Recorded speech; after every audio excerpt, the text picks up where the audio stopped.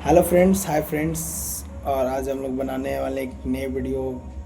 और उससे पहले मैं आपको बता दूं, मेरा नाम नितेश गुप्ता है। मतलब नाम बताना ज़रूरी है ना, काम करने से पहले नाम भी तो बताना ज़रूरी है आपको।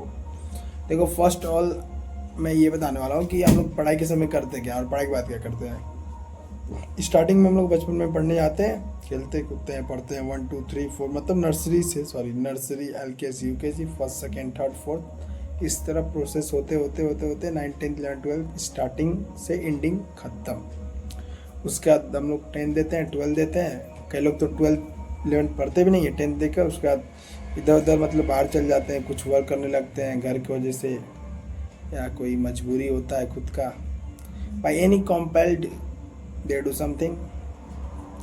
तो उसके बाद वो इधर उधर चलने के बाद अपना फॉर्म भर देते हैं यूपी बोर्ड से, फिर आते हैं पेपर देते हैं, देन वो पास हो जाते हैं। फिर CBSE बोर्ड वाले बच्चे तो बेचारे, उनका तो बात करने ही लायक नहीं है, उनको तो छोड़ो ही आप। तो फिर क्या होता है उसके बाद, तो फिर हम लोग 12th में आते हैं। उसके बाद 12th देने के बाद फरवरी में पेपर होता है, मार्च में, फिर मार्च के मतलब लास्ट समथिंग नियर लास्ट में उसके बाद हम लोग का पेपर ख़त्म हो जाता है। उसके बाद हम लोग क्या करते हैं, उसके बाद खेलते हैं कूदते हैं, इधर उधर विजिट करते हैं, घूमते हैं, मतलब एनीवेयर।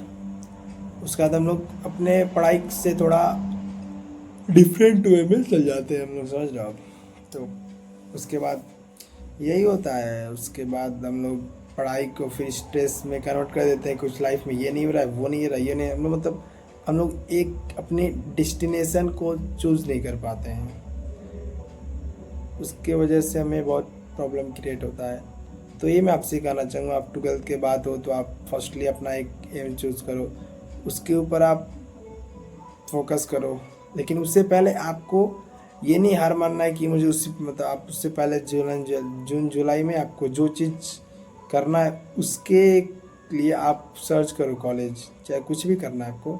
फिर आप जल्दी जल्दी, क्योंकि आप ड्रॉप लेना अच्छी बात, ड्रॉप लेने से आपका मन नहीं करेगा पढ़ने को, समझो। आप इधर उधर डेस्टिनेशन की जगह में कुछ और ही करने लगो, तो इससे बढ़िया आप ड्रॉप मत लो। ड्रॉप भी लेते हैं जो सीरियस बच्चे हैं, जो एक डायरेक्शन में ही अपने आप को फ्लो करते हैं, इधर उधर फ्लो नहीं करते हैं।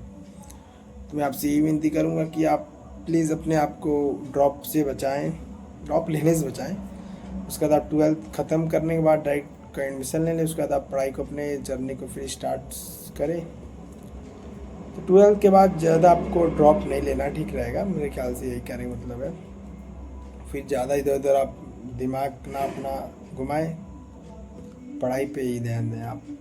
तो मेरा खुद, मैं 12th पास आउट हूँ, फिर अभी अगस्त चल रहा है, उसमें भी मैं कुछ पढ़ ही नहीं रहा हूँ। अगर अगले साल मुझे कॉलेज चाहिए, उस हिसाब से मैं कुछ कर ही नहीं रहा हूँ जिस हिसाब से मुझे कॉलेज चाहिए। तो इसीलिए मैं आपको एडवाइस दे रहा हूँ। तो बस थैंक्स दोस्तों, बस मैं इतना ही बोलना चाहता हूँ, क्योंकि मैं भी एक बड़ा हूँ नहीं कि आपको एडवाइस दे सकता हूँ। मतलब मुझे जितना लगा उतना मैं आपको बता दिया हूँ।